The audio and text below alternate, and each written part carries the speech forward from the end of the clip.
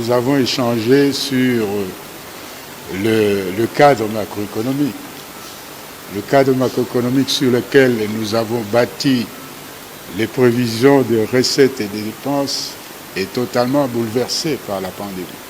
Puisque vous êtes sans ignorer que les exportations et les importations se font difficilement aujourd'hui à cause du confinement qui est généralisé à travers le monde. Nous sommes une économie extravertie, ça veut dire nos exportations et nos importations se font plus difficilement aujourd'hui qu'hier.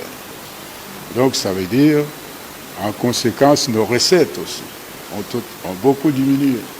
Et c'est pour ça que nous sommes venus partager avec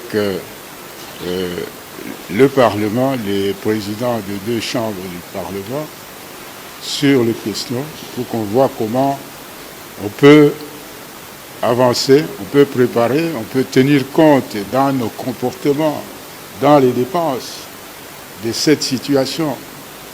Ce que vous dites effectivement, ce sont les conséquences de la situation économique et sociale actuelle dominée par la pandémie.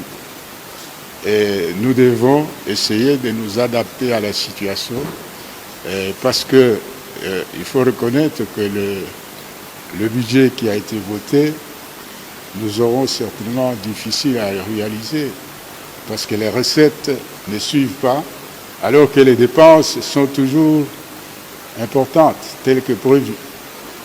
Donc nous avons discuté avec les présidents de l'Assemblée nationale, la présidente de l'Assemblée nationale et le président du Sénat pour voir comment on peut arriver assez rapidement à un collectif budgétaire pour tenir compte de la réalité d'aujourd'hui.